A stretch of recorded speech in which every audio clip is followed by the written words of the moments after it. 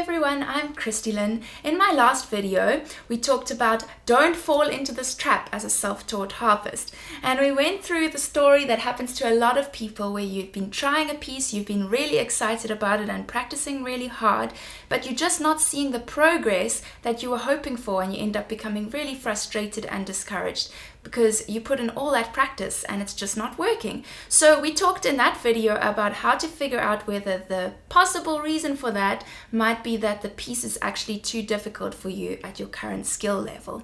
So make sure you watch that video first before you do this one so you can figure out whether that's the case for you.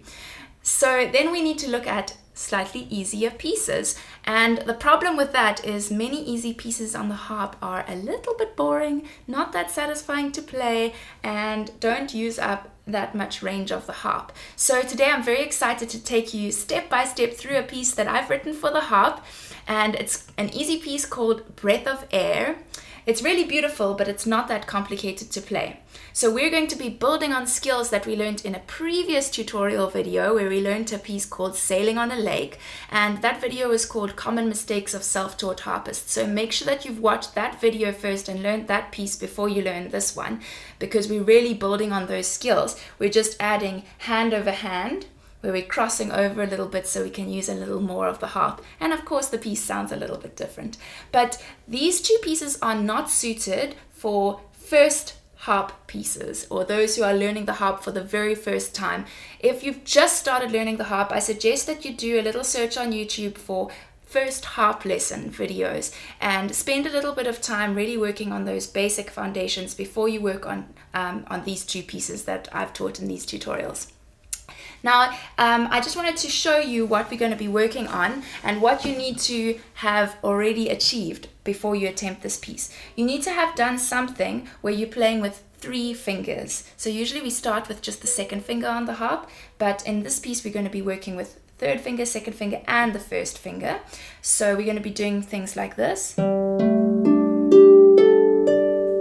So give that a try. That's G, A, D, G, A, D. If that's pretty easy for you, then this piece might be at your level. The other thing that's included in this piece is little seconds, like this. Playing 2 notes together, that's a G and an A. So if that's easy for you, then that's great. And then we're going to be adding in some crossing over. If you'd like the sheet music for this piece, it is available on my website, so there's a link down in the description box. You can download that before we get started. I'm going to start by playing through the piece for you so you can hear what you're going to be doing, but this is at the top speed I would recommend, and you can definitely play this piece slower, so don't be intimidated if it sounds a little difficult. We're going to break it down into easily manageable segments.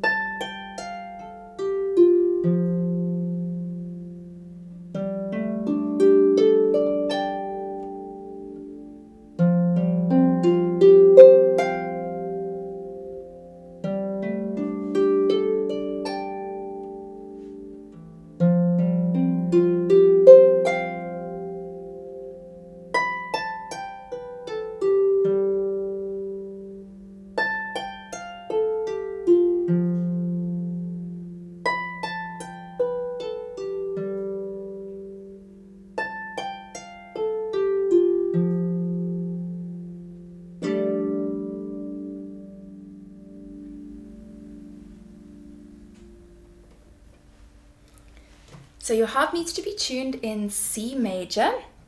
So if you have your harp tuned in E flat, then you're going to have the levers up. Otherwise, if your harp is tuned in C, then you just have all the levers down as naturals. We're going to be starting with this little pattern in the left hand of G, A, D, like this.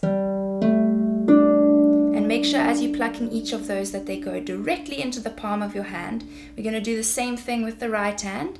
G with the third finger, A with the second finger, and D with the thumb, and plucking straight into your palm. And make sure after you've done each of those that you release. You can try them straight after each other like that. So you'll place all the fingers on the strings at the same time and then play through them one by one from the bottom to the top. And now let's try that for the next little section. So it's going to be third finger on F, second finger on G, and thumb on C. And the same with the right hand. 3, 2, 1 on F, G, C.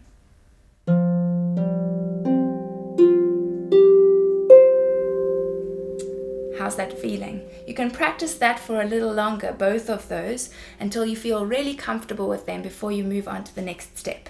You can take it very slowly.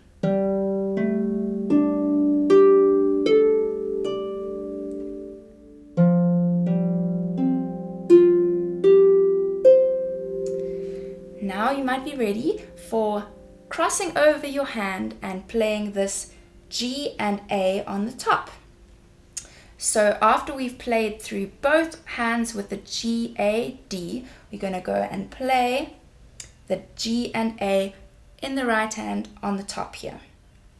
So let's just practice by playing only the right hand. Oh, I meant with the left hand on top, but you can see that. So play with the right hand, this G, A, D, and have the left hand sitting on with the second and first finger on G and A. Let's first try out that. Got to play the two of them together. You're going to be squeezing those strings and then plucking them. Let me show you with the right hand so you can see it more easily. The first finger nice and low down, the thumb nice and high, and we're plucking them like that till we close that nice loose fist.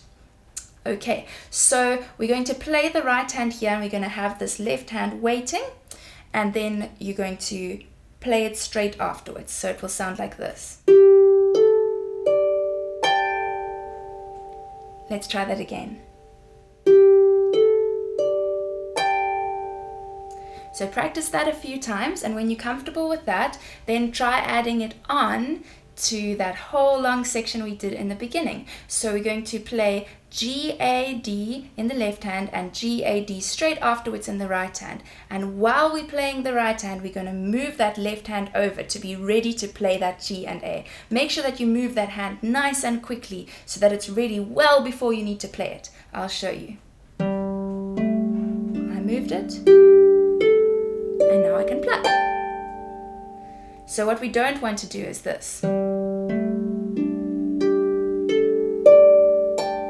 I moved it just at the last minute, and that means that when you make it a little faster, you're going to struggle to get there on time. So make sure as soon as your left hand has played, it moves up here. And you can actually, as your left hand is playing and your right hand is waiting, you're going to be looking at this G and A string, so that, because you don't need to watch this hand while it's plucking, watch your left hand.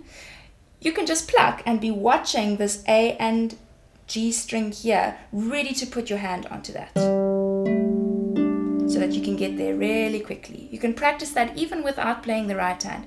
Just playing the left hand, watching where you need to go, and then moving really quickly to get there on time.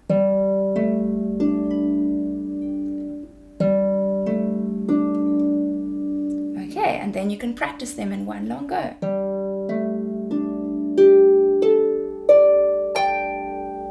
When you've got the hang of that, then we're going to do the same thing one note down. So it's going to be again that F, G, C, and then the left hand's going to cross over and play this F and G. So you can practice by just playing this, crossing over,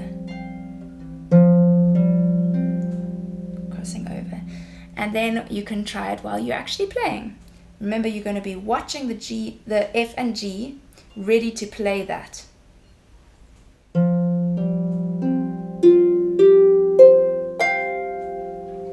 So that really is the key, to be watching where you're going to go when you move your hand, so that you're well prepared for it before you even get started. Now, I just want to cut in here and say that if you're already finding this part of the piece quite difficult, and it can seem like a little bit of a challenge, but if it seems just like so far beyond you because all you were playing before was maybe plucking a few strings and you're really starting with the harp, then I want to urge you to please go and watch some more beginner harp lessons, like first harp lesson and even my sailing on a lake one. That's a common mistake of self-taught harpists video, because I don't want you to become frustrated playing this before you're ready. But if you're finding this great, then let's move on to the next section. So now we're going to have the right hand on B, A, G, and the left hand on B, A, G as well. So let's try those out.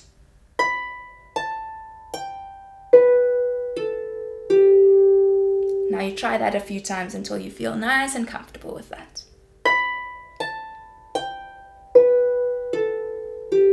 And once you're comfortable with that, then we're going to be crossing over the right hand this time and playing a G at the bottom. So let's try playing the right hand, and while you're playing the right hand, looking at that G where you're going to be moving to, and then move the right hand there really quickly without even playing the left hand, just as a practice. You can practice that a few times. When you're comfortable with that, then let's try them straight after each other.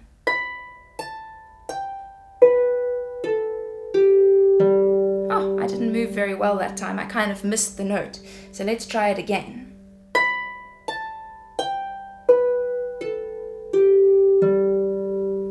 Great. So practice that a few times. Pause the video and play it slowly until you're really comfortable with that.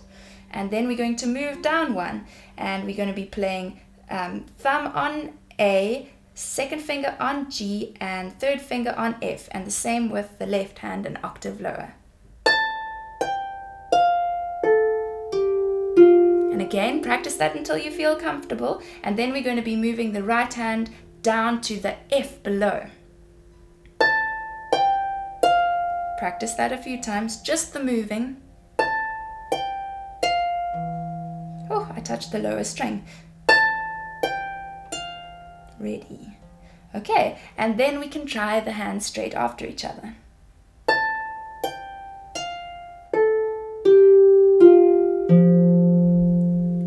Great. So if that's going well, then let's try them straight after each other, the previous section and then that section.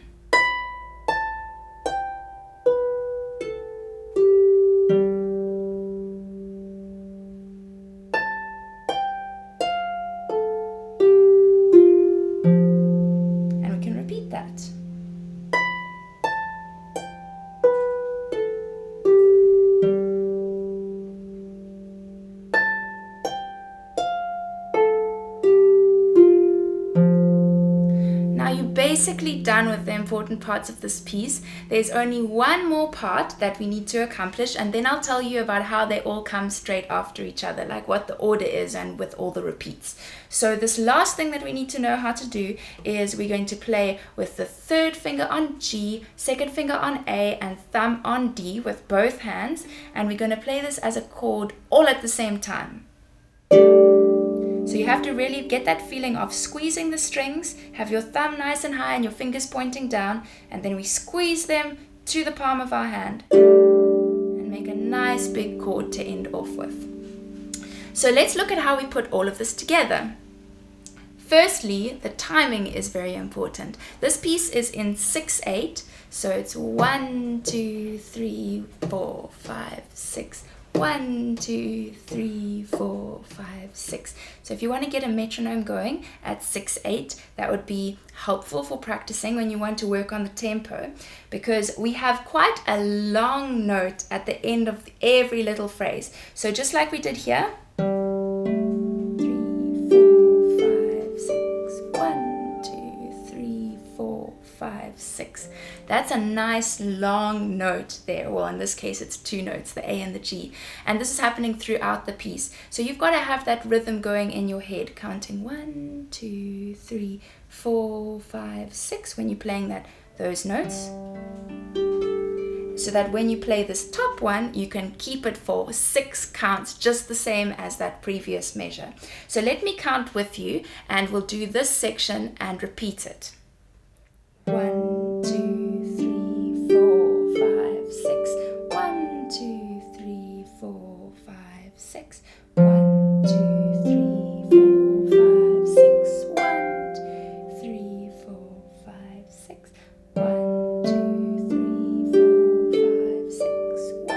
2, 3, 4, 5, 6. 1, 2, 3, 4, 5, 6. 1, 2, 3, 4, 5, 6. 1, 2, 3, 4, 5, 6. So we do that section twice over, and when we finished with that, we're going to do the next section twice over. So I'll count for you again, just to make sure that we're getting the flow and the rhythm right. 1, 2, 3, 4, 5, 6. 1, 2, 3, 4, 5, 6. 1, 2, 3, 4, 5, 6. 1, 2, 3, 4, 5, 6. 2, 3, 4, 5, 6. 1, 2, 3, 4, 5, 6. 1, 2, 3, 4, 5, 6. 1, 2, 3, 4, 5, 6. And you'll notice every time we have a long note, and I'm still counting 4, 5, 6, that's the time when you're going to be placing both hands ready for the next line. So as we do 1, 2, 3, 4, 5, 6, 1, 2, we're placing 4, 5, 6, so that we're well ready before we get to that next measure. Okay, so we've done this part. Oh, that's very fast forwarded. Don't try it at that speed. That we have twice over, and then we have this one twice over. Then we're going to repeat both of those again. I'll leave you to do that yourself. And then at the very end, we're going to play this. So now to end off, I'm going to play through the whole thing at a slow speed without counting. I'm just going to count you in, and if you've managed to get all the little sections ready, then hopefully you'll be able to use this for playing through together with me to just check that you're getting the timing and that you're able to play through the piece consistently. It might take you a little while to practice to get up to this point, but once you're ready, this will be a helpful little section for you, I'm sure. You can play through this as many times as you need to. So are we ready? 1, 2, 3, 4, 5, 6.